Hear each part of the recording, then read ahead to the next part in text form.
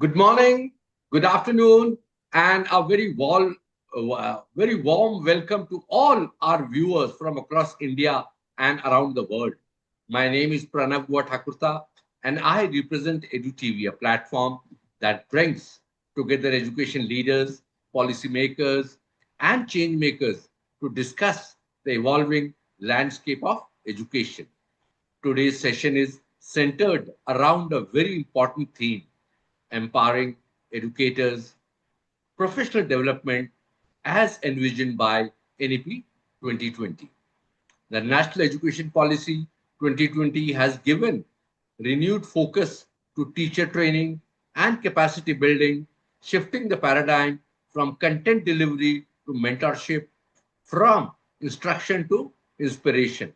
We are truly honored to be joined by two exceptional education leaders who bring with them decades of wisdom, innovation, and commitment to cause of meaningful schooling.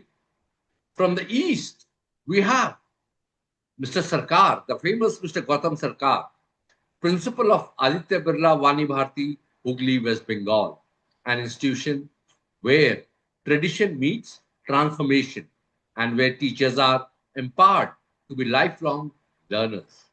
And representing from North, we have Mr. Trilok Singh Best, a distinguished school leader who has held several reputed institutions across India. Mr. Best is known for his bold leadership, progressive outlook, and deep investment in teacher development. Welcome, gentlemen. It's an honor to have you with us today.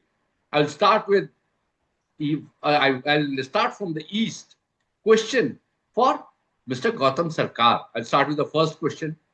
Mr. Sarkar, in your view, how NEP has reshaped the role of a school teacher? How has the vision translated into expectations at your school? Over to you, sir. Thank you once again for giving me this opportunity. Whenever we speak about NEP, we feel very proud because these are the changes which aim for ages, and now it is slowly becoming a reality. See, the NEP gives the scope for every teacher as an individual to grow. Like there was a time then we don't call teaching as a profession. We always take teachers and doctors as a call of duty, like you have to do everything out of it. Cannot be a profession for you.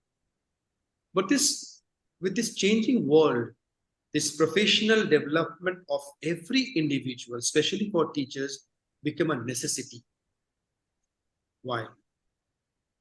Like we need to give them the professional training to keep them updated with the latest educational trends and methodologies. Like with the age old, means whatever we read in our time in BA, in Bachelor of Education, that is not that way applicable to today's scenario. We need to accept that through trainings, through professional trainings. Like digital literacy is the, you can say, basic. Like there's a time, I think 5 to 10 years back, B.Ed was compulsory for every teacher. But now I can say, along with B.Ed, digital literacy is must. Not with your degrees only, but how much digitally literate you are or knowledgeable you are, that is equally important while we consider their employability in our school or institutions. There was an approach 10 years back, it was always teacher-centric approach. But now it is absolutely changed. It is student-centric approach. Now, how this is possible? Because if with this professional development or professional training, that enables teachers to adapt innovative and student-centric teaching practices. Why I'm saying innovative? Because this small trainings They actually give that what is the requirement of the students of today's age or today's era. Their requirement is not only the classroom discipline, they need to have social media discipline also. We talk about morality when we meet with each other physically, or we interact physically. We talk to them in person. But through this development program, we also teach them how to be disciplined in your social media, how to be disciplined in an online class. So this 2020 gave us the opportunity to develop the teachers future ready for our future citizens. In our school, see, 50 hours mandatory training from CBSE part is there. For some cases, we follow, in some cases, we fail, because for all the subject teachers, 50 hours practically may not be possible. But what we do, we have a continuous training session through our small staff meeting, where we call one or other teacher and ask them that what teaching tools you are using, or what are the methodologies you are using in your classes. And for that, we take always 3 examples, one from the junior school, one from the middle school, and one from the high school. Like in one meeting, 3 trainings. Like that we are doing. We are trying, obviously, loads to do. But again, we are trying from our point. From our school, we are training them in this way. Apart from the normal CBP programs and other CBSE organized programs. Over to Pranav, sir. Thank you so much, sir. I think you are very much focused and dedicated to the future generation. That's wonderful. And your advocacy for supporting in all aspects to your students, I think it's tremendous. Thank you so much, Mr. Sarkar. Now I will come to North. Mr. Best, based on your experience across institutions, what do you believe are the most effective ways to build a culture of continuous professional development against among teachers? Thank you, Pranav, first of all, for getting me on this platform. And it was wonderful hearing Mr. Gautam Sarkar. Mr. Sarkar, you had already pinned it. You've already spoken, but I think we all the educationals would be speaking. But yet I believe, to bring that continuous professional development amongst the teachers, which is a must as per the NEP. They say 50 hours of training is a must. And that can be, as Mr. Sarkar said, in our meetings also, principals meeting can be converted into a mini sessions, talking about a particular topic and taking the inputs from the teachers. From the grassroots level, we have to see what and how we can improvise the things. For this, we need to have the respect for diversity and local content. When I say the respect for the diversity means whatever the opinions are coming from different people in the system, maybe my juniors, maybe others, fellow colleagues. If I'm ready to accept the suggestions from others, I will be able to take it to a better level altogether. So respect for diversity, and the NEP says the local context is going to be making more important, because, if I want to do what I was doing in DPS Ghaziabad, if I want to do that in a very slum area or in a remote area of school, if I want to replicate that, it will not be possible. I have to see what the people will understand, what is the local context, and which context I have to talk to them. I think respect for diversity and local context in all the curriculum, pedagogy, or the capacity building programs has to be kept into mind. And then we have to have the equity and inclusiveness, which I always believe in. Inclusive school is something which is very close to my heart. And when I say inclusive, it as a cornerstone of all educational decisions. If we include everybody's opinion, if we have the equitable distribution, equity is being taken into account, that need-based requirement. Like sir said, there are certain subjects where the the capacity building is not needed, or we don't have the scope for it. So we need to do it need-based. Need-based means the subjects where more hand-holding is needed.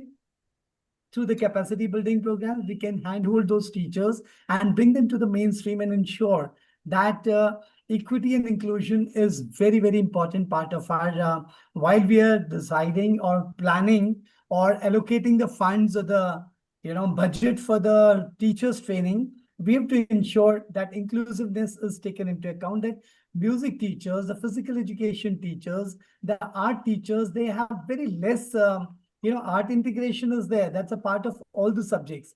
But specifically for arts, there are not too many workshops are there. So we can, in our school, invite some renowned, artists to come and take a workshop for our teachers for 8 hours, 6 hours, so that, we fulfill their requirement also. And at the same time, we are able to bring our teachers at par with the other teachers in the you can say the activity areas altogether.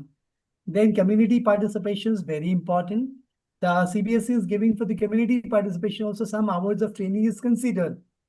Even for the assessments and evaluations, when we are sending our teachers for the corrections, when the CBSE central evaluation happens, 20, 30 teachers from different schools sit together and do the corrections. So in that also, there's a lot of learning happens from each other. They discuss the paper, they discuss what is going to be the answer for it and what are the expected answers. I think the discussions do happen, and CBSE has of late taken 6 hours of training to be considered out of these 10 days of evaluation as well. So community participation, encouraging and facilitating for the philanthropic things, making our children go to the old age homes, teachers going along with the children, teaching them sharing and caring. I think these are very important. And as Sir said, the most important in today's era is the use of technology by each teacher. If a teacher is not able to use the technology, then he will not be able to take the benefit of AI-based curriculum, or you can say use of AI in creating their lesson planners and all. All these activities, all these CBPs which are developed, they're also developed to the, including the technology. Technology embedded capacity building programs are very, very important. And I really believe in all the capacity building programs, we must emphasize on the conceptual understanding for the teachers first, then for the children. We want the children to understand everything, but I find teachers themselves do not have, if I talk about one example, if a teacher is talking about the question paper setting, even for the question paper setting, we must include high order thinking skills into it. And for that, the training has to be given. It should not be rote learning based question paper. What I marked up, I vomit in the exam and then forget everything. And it is not going to be the lifelong learning. So we must have the application based question paper where the child can use the brain. They can think critically, they can think creatively, and they can have their critical analysis of what the question is being asked. And then for this, the MCQs, the multiple choice questions, have become very important and integral part of our CBSE assessment, the new assessment pattern, where we really want the children and the teachers to ensure the teachers to make the question paper in such a way that it tests the critical analysis of the children. It sees the reasoning potential of the children, problem solving of the children. I think if these kind of questions are there, rather than the direct questions where the children mug up the things and vomit in the exams and then forget everything. As I always say, saying that tera tujhko arpan kya lage mera. After that, they forget for the lifetime. We want the teaching to become a lifelong learning. And for that, the teachers are the pillars. And the teachers training is the most important part of it. And when the NEP says 50 hours of training, it really means a big thing. It means a revolution in the education system altogether. These are some of the pointers which I had in my mind. And critical thinking and creativity are, of course, the very important part of NEP. And for that, we must have the creativity and critical thinking workshops for the teachers are being organized by CBSE. Now CBSE is coming up just like the IB TOK,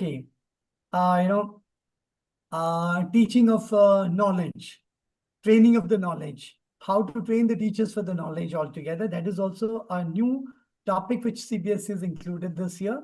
And I think Right, sir. TOK has been a prominent part of IB curriculum otherwise.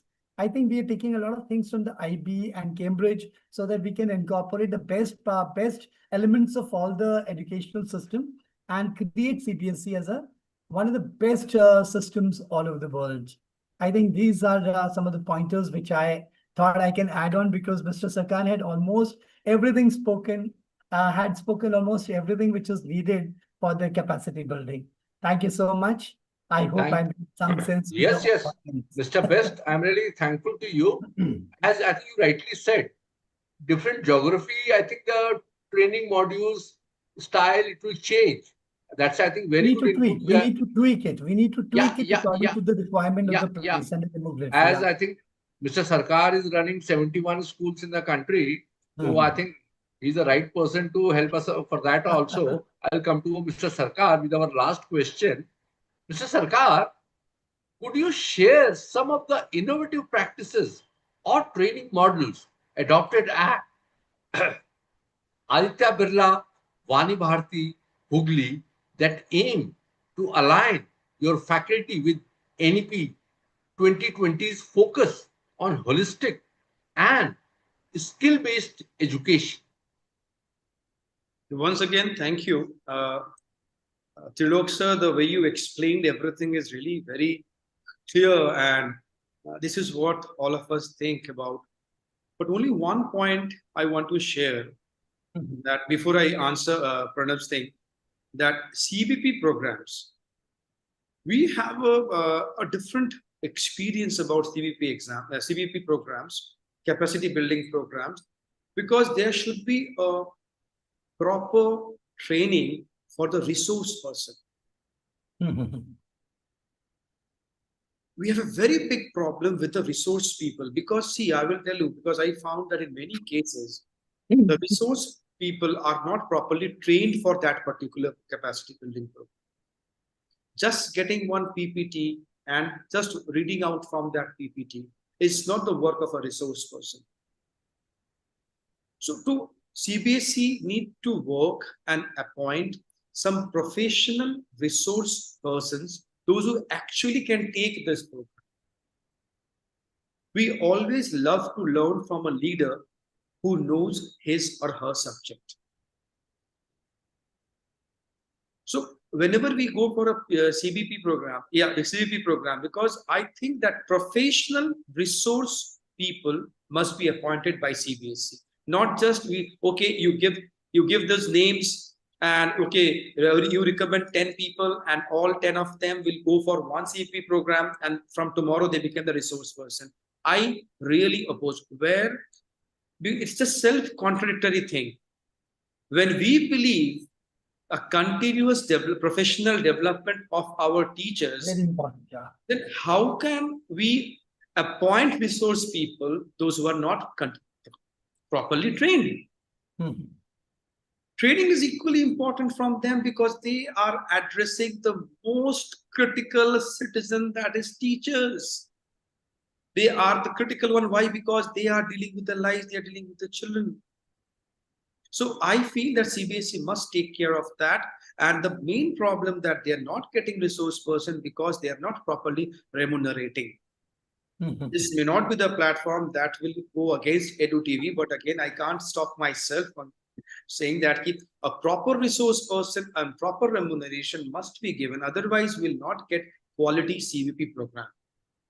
That is the reason in Aditya Birla Vani Bharati, we shifted this capacity building program a little differently. We are operating the same thing in a different way. Mhm. We do workshops rather than CBP. Workshop for both teachers and students. And we bring the best from the industry. Mhm. Like if we have our school is in Bengal. Now, few names I can tell that those who visited, there are different field. Elena Bose, Mhm. Dona Ganguly, that is, can say Shahib Chatterjee, Ritu Porna, Mhm. and then Anupam Roy. Mhm. Then education is from VC of Jadavpur University, VC of Calcutta University. Mhm. We call them, we had an interactive program with our teachers, and then they grow with each other. Like, this is not a one-way CV program, it's a two-way thing where they get the platform to talk and express their views, and our teachers are open to accept the view of the expert. Like, workshop model is very much is taken care in our school for teachers as well as students. That is within our school.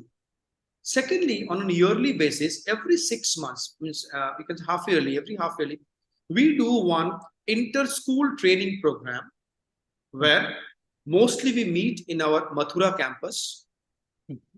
Few selected teachers will take them because we believe those selected teachers whom we will train, they will go back to their schools and then they will help their colleagues to get trained on that particular topic.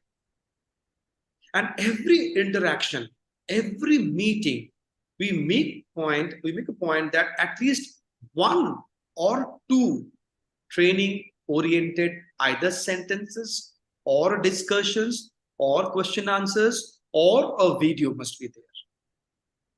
So at the end of the year, you will find much more than 50 hours we have spent for their training, but definitely not the way CBSE wants.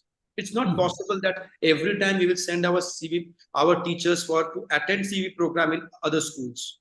Whether it is not possible for 50 hours, we will organize our own CAP program in our school, because even there also, that is, remuneration is a big problem because hardly we get the money which we pay. So what I'm saying, in our school, we always take this day to day, not day, at least weekly once we have the meeting where we do a slide of CAP program. Once in a year, we have at least 12 to 16 workshops in the month of March, because March is the time where all the students are more or less free, apart from 10 and 12. Even teachers are free. If they're not for the correction, they are free, they're available in the school. So we organize our workshops mostly in March. And our inter-school workshop we always do in the month of last week of December, between last week of December to 15th of January. Because once we are back from that place, we go to our practicals. But yes, I just want to say that capacity building program is nothing but exchange of experience. Capacity building program is nothing but exchange of knowledge. It's 15 hours. So this is what we follow in our school, in our group of schools. Over to Pranav sir. Pranav, I would like to come here before you say something. Sure. I just wanted to say that, Mr. Gautam has really brought out a very important aspect of CBP, that there are some people who are not very well trained. Due to the scarcity of resource people, they are appointed. But then off late, the CBSE is training the trainers. TOT program is coming up, and they're asking them to prepare in advance. They're taking a pre-exam test for them with the help of a presentation. Then they have to give the all virtual presentation. After that, they have a two days training. But still the lacunas are there. But this slowly, and this is a continuous process.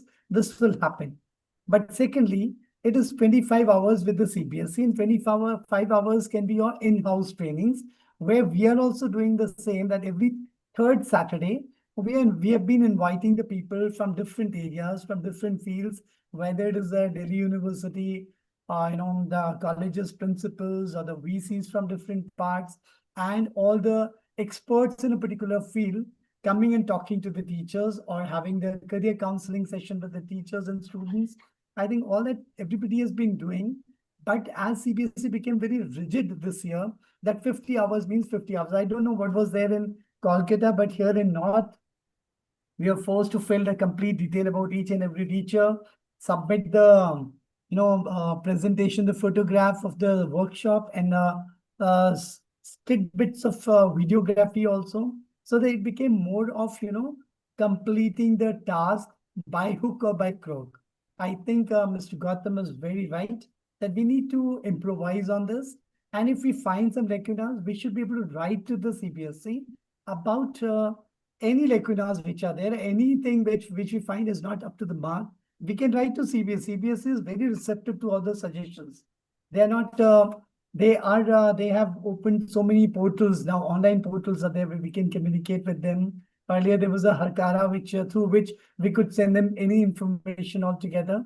Even for the CBP portal is there, training portal is there in which you can communicate with them. I think that is very, very important part. But yes, the off late CBSE has started. I'm a master trainer since 2009. So we have been trained in 2009 when CCE system came. Yeah. There were 60 principals from all over India were trained to go to different parts of the country and communicate to the people and make sure the CC is implemented. But that was without any pilot project. Straight away we jumped into it. But NEP, one good thing about NEP is that it has given us 10 years window period, 2020 to 2030.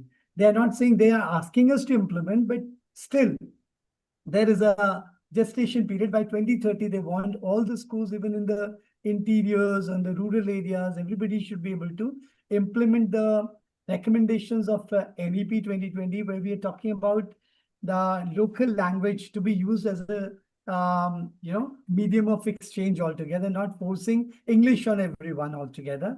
But yes, English as a foreign language can be learned by all the children. And then CBP programs, when they're saying 25 hours, I must say that, till the time it's not forced on the people in India, it doesn't work.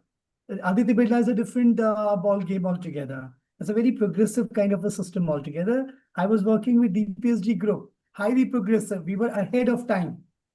Much before NEP, we were using all those things. But we have schools which have been just trying to escape from the, workshops and all. They were not interested in spending money on the workshops altogether.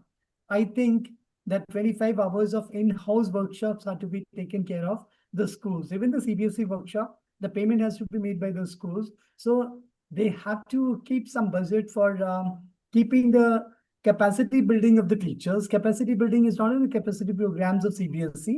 We can have the in-house capacity building also. We can see where our school is lagging behind, which area we can work on. I've been watching that, career counseling has become just like, career counseling is one person comes and speaks and goes. In one day, what difference can he bring? So we need to have a proper career counselors in the school, career counseling cell in the school, and in between the speakers should be coming off and on, talking to the children, making them understand why they should be, it should be career counseling ki jagah if we put it career awareness program, where we tell the children, these are the awareness, then let them choose, let them have their voice and choice.